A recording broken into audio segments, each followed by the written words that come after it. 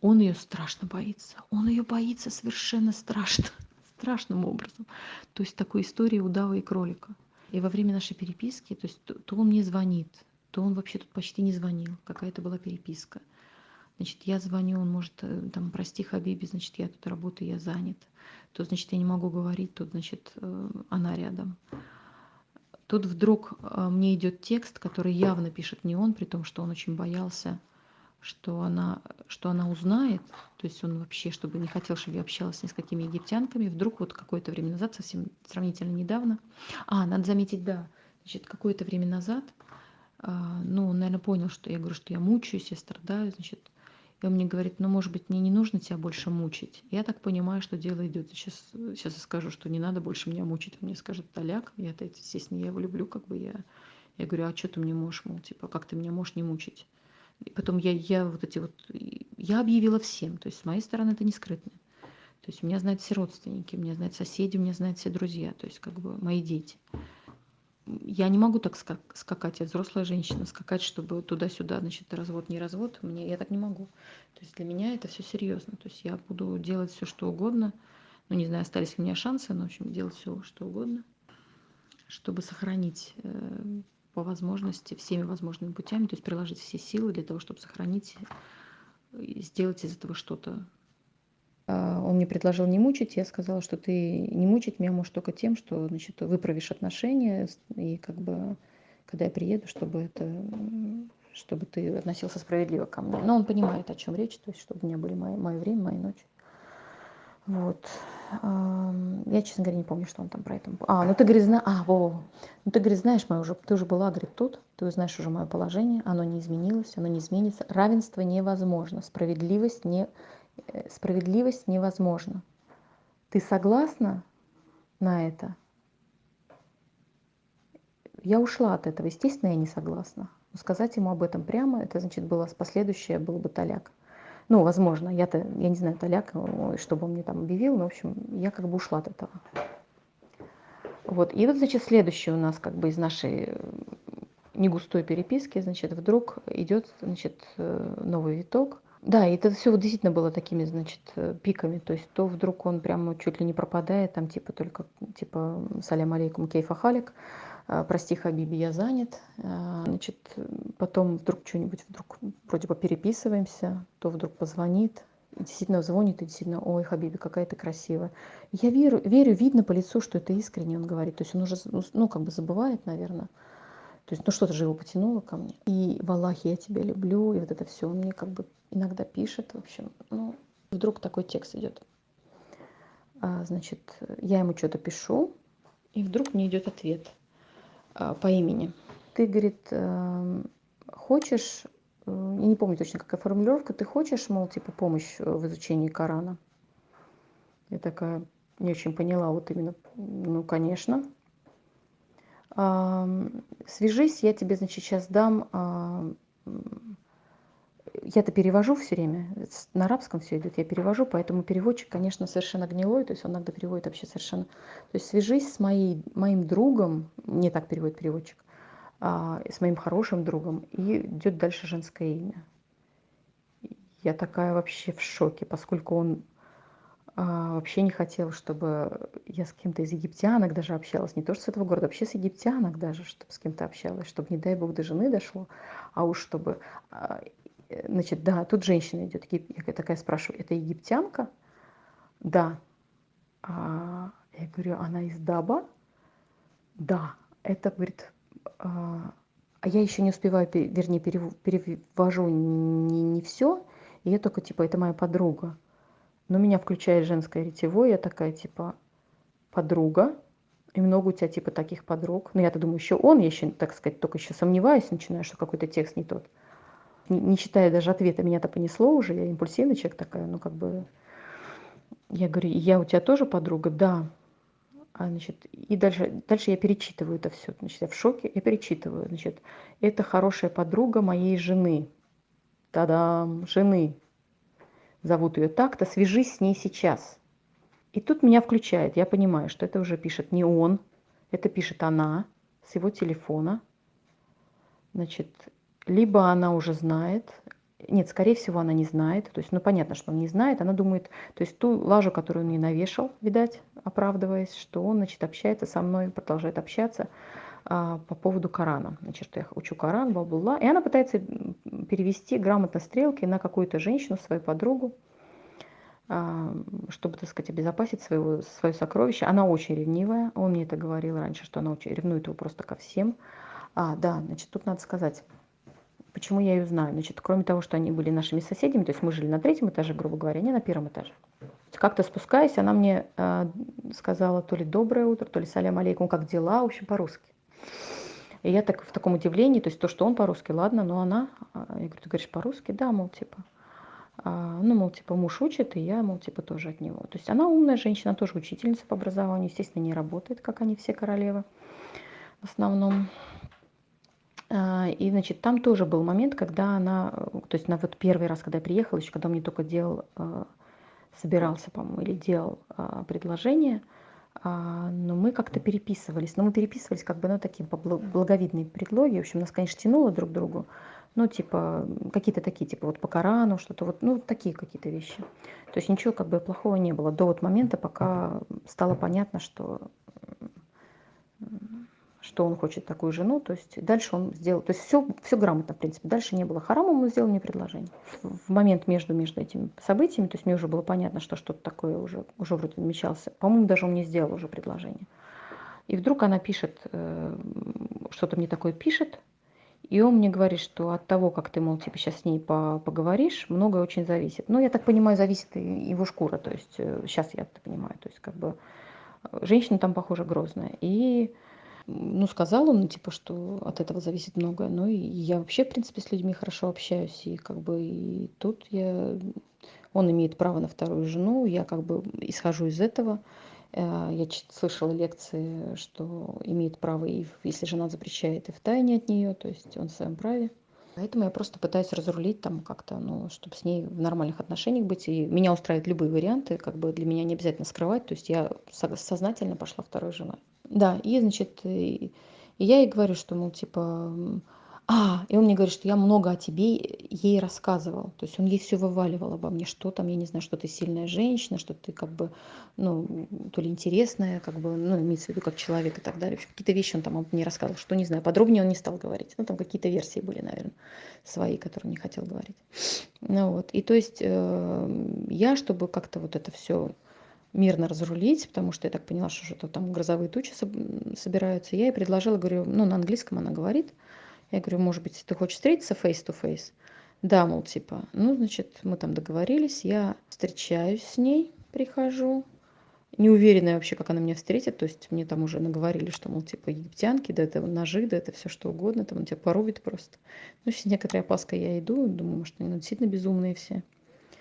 А, ну, мы с ней посидели, не помню, что она там. Ну, она очень смурно так, смурная вообще. То есть она на меня смотрела, конечно, по-женски, наверное, с таким, с раздумкой, типа, могу я заинтересовать ее мужа и так далее. А, В общем, так получилось, что она успокоилась, потому что на тот момент, буквально вот в этих днях, я ждала окончательный развод от мужа, то есть я уже заявила о своем, то есть вот я уже заявила о том, что я... Ну, вы знаете эти темы, в общем-то. Короче, я заявила о том, что я требую женский развод. Я уже заявила об этом 3 человекам, которые типа Кадиев, и которые могли меня развести. То есть вопрос был в днях, то есть в часах даже. То есть меня должны были развести. Но она меня спросила, типа, что-то про мужа. Ну, понятное дело, да, то есть убрать то, что ее интересовало. Я ей так ответила, она успокоилась. Я ее еще видела пару раз, но я старалась, как бы я активно не хотела общаться с ней. Там он мне предлагал, что он тебя Коран поучит, то все. В общем, но поскольку он мне уже сделал предложение, я уже получила развод, я считала, что это просто непорядочно, как бы с ней общаться. В общем. Она мне, значит, написала, что типа женщина из Даба. Дальше он шифруется, говорит, что так, мне не пиши сюда, здесь, говорит, проблемы с этим телефоном. Он ее никогда не ругал, он на нее очень хорошо отзывается, с большим уважением. Это хорошая вещь, наверное, но как любой женщине, ну, хоть что-то, ну, в общем, нет, ну, в общем, просто, ну, идеально они отзываются, то есть очень хорошо. Я бы хотела, чтобы о мне он также отзывался. Ну, может быть, так и есть. Вот, то есть, ну, там трепетное какое-то отношение очень к ней, и, да, у них 2 детей, и Но, видать, никакой вот и что-то у них там с интимной близостью, наверное, какие-то проблемы. То есть, ну, это я так уже догоняю просто по факту. Ощущение меня на расстоянии той жены, которая рядом. То есть он мне это не озвучивает ничего. Это я просто уже как взрослый человек, взрослая женщина, я это понимаю, я это безошибочно просто поняла. То есть это она предложила. То есть дальше он стирает WhatsApp, и у меня, я тут понимаю, осознаю, что вот он так может у меня скрыться просто. То есть он просто сотрет этот WhatsApp, а он говорит, не пиши сюда, мол, типа, здесь проблемы. И я понимаю, а какая у меня с ним связь? Вот только этот телефон, у него телефон сломался, у него, значит, телефон, он не может, раньше он мне звонил по видеосвязи, но это реальная вещь, то есть я видела этот телефон левый и видела, какое там качество съемки, то есть у нас уже проблема есть, единственная связь, которая у нас есть, ниточка, это телефон, и с ним тоже проблемы, то есть вообще, то есть со всех сторон. И тут я реально понимаю, когда он перезагружает этот WhatsApp, и он пропадает на весь день, у меня просто уже какие-то типа истерик, и это самое уже, что я понимаю, что он сейчас меня захочет, он просто скроется, поменяет телефон, и я повисну. Не разведенной женой, не пойми вообще в каком состоянии, то есть хуже вообще не придумаешь. Ночью он выходит на связь, ну и потом вот каждый раз, когда я о нем очень плохо думаю, приходит какая-то вот объективная информация о том, что,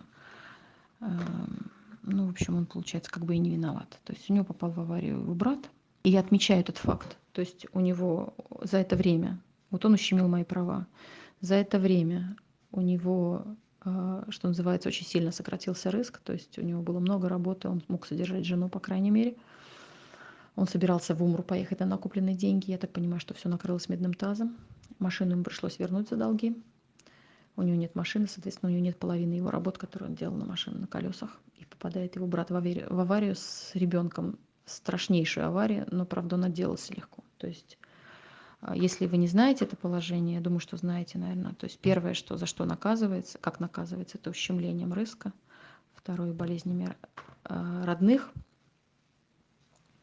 Я не помню, где это прочитала, но прямо вот как по пунктам идет вот это вот. Я ему даже намекала вот это, что это его ущемление, это не просто, а как бы ему нужно пересмотреть какие-то вещи и так далее.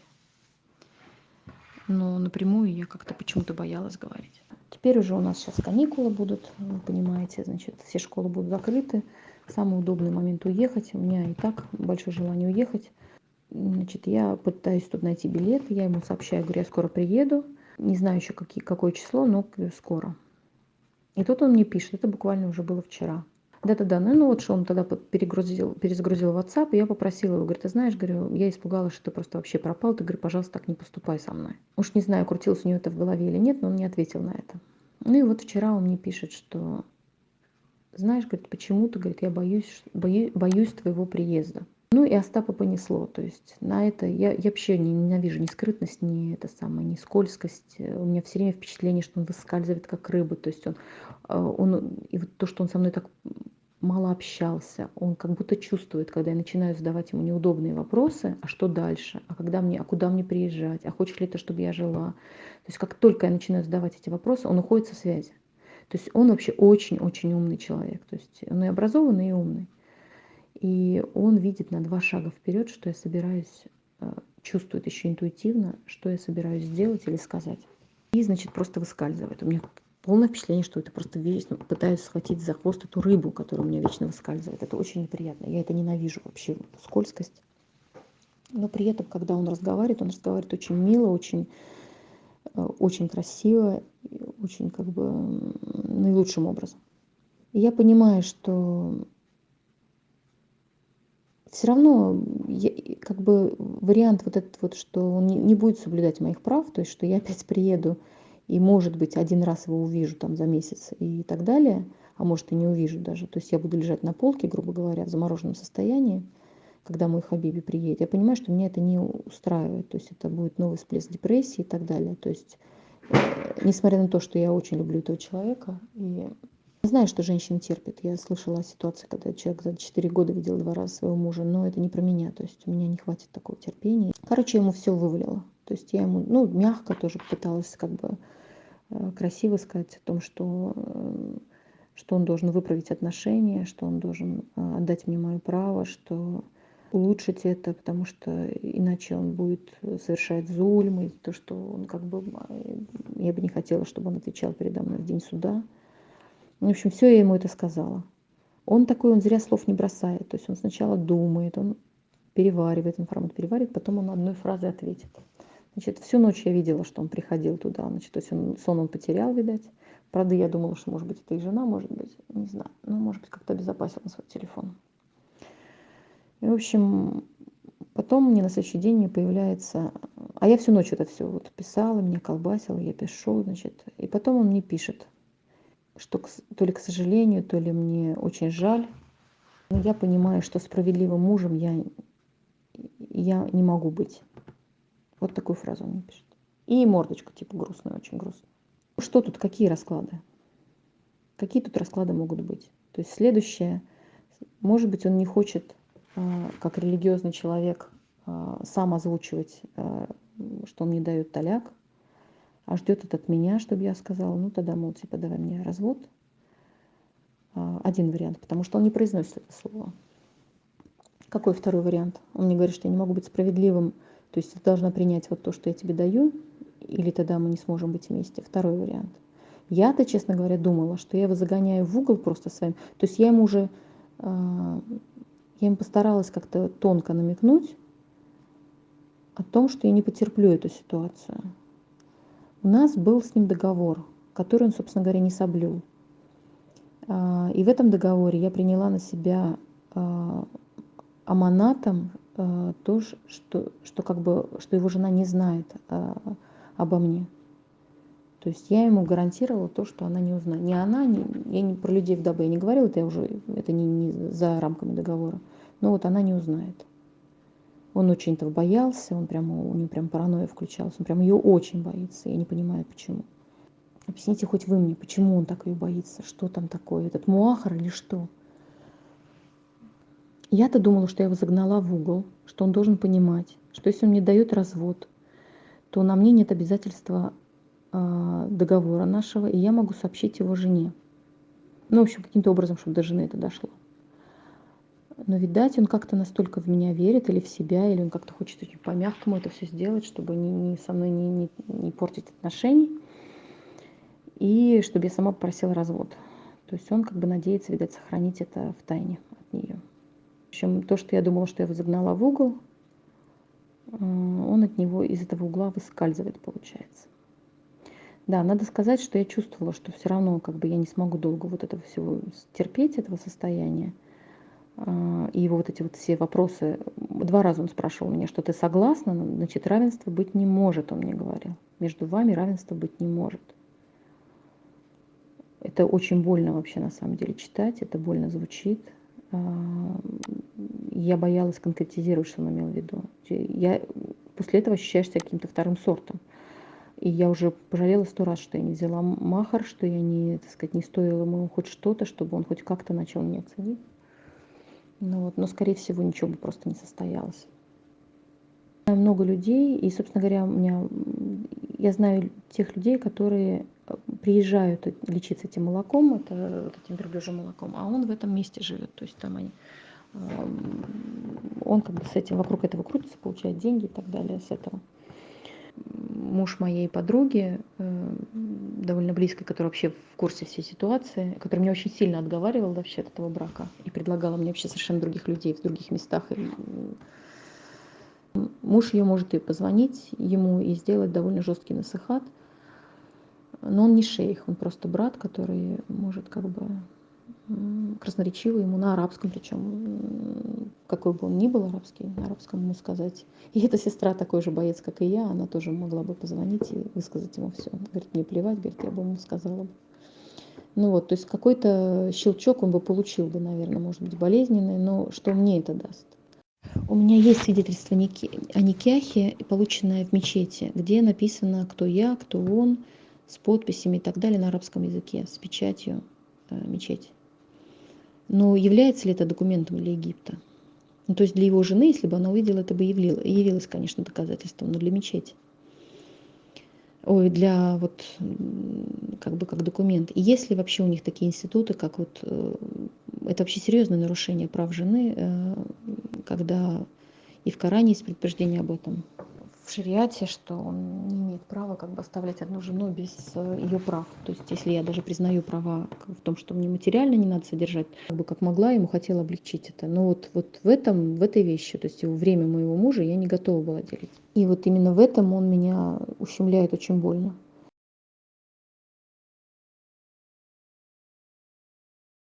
Понимаете, то есть вы сейчас хотите воздействовать на него какими-то способами, но дело в том, что ваше право было изначально нарушено. Право на халяль, на халяльные как бы никях, право было нарушено на ваше посещение, право ваше на махр, право на то, что он вас должен обеспечивать как вторую жену. И все, что вы делали все за свой счет.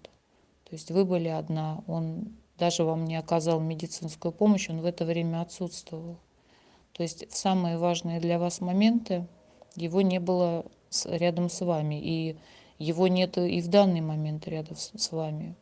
Понимаете? И все, что вы рассказываете как бы о ваших личных переживаниях, и вы пытаетесь его ситуацию, которую он вам представляет определенным образом, представить это, как будто это есть правда. Я вас не убеждаю в том, что вы должны усомниться, просто это его правда, какую он вам представляет. Проблемы с машиной, проблемы с деньгами, еще с чем-то. У него нет никаких проблем, понимаете, потому что он ответственность за вас на себя не взял изначально. Ни финансовую, ни моральную. То есть вы все свои проблемы эмоциональные переживаете сами с собой. И это очень достаточно тяжело. И самое страшное, что вот я имею в виду по поводу второй жены, вот когда женщина идет второй женой, второй жене ей обратиться не к кому. В этом вся проблема. То есть ваше право здесь нарушено. Тут, а человек, он как это позор для него в десятерне, потому что он является шейхом. Он себя позиционирует как шейх.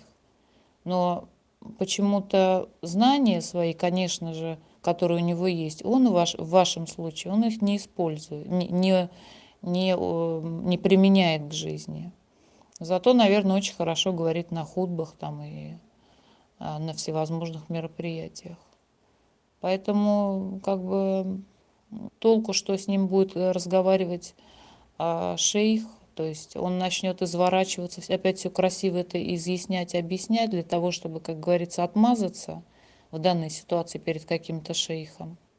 Понимаете? Ну тут получается, тут либо для него два вида. Это либо вот как у его жены там мощная семья, которая стоит, грубо говоря, в Саиде там или Фаляхе, 300 или там 1000 человек, либо вот какой-то шейх, который авторитетом его задавит. Если у человека нету этого, поэтому основное, самое главное, что почему нельзя мужчине брать вторую жену, потому что нету никакого органа какого-то государственного, если, положим, страна живет по шариату, есть официальные суды, кади, судьи, которые, соответственно, судят по шариату. На данный момент ни в одной стране, по крайней мере в Египте, Египет конституционное государство, семейное право здесь, семейный кодекс, он с какой-то там на какой-то там небольшой процент он исламский, и все остальное это обычное, не имеющее ничего общего с исламом. И поэтому как второй жене тут в данном случае отстаивать свои права, то есть ваши права изначально нарушены, каким образом его восстанавливать, призывать его к чему-то там, каким-то там, вы же постоянно ему говорите, вы ему напоминаете, понимаете? Но от этого какого-то толку нету, понимаете? Он живет себе там спокойно, понимаете? Он семья, он там дома новые покупает. У него жизнь идет полным ходом. 2 детей, там семья, у него все хорошо, понимаете? В подвешенном состоянии в данном случае оказались вы, и плюс еще за свой счет. А он себя ведет просто безответственно и нагло, понимаете?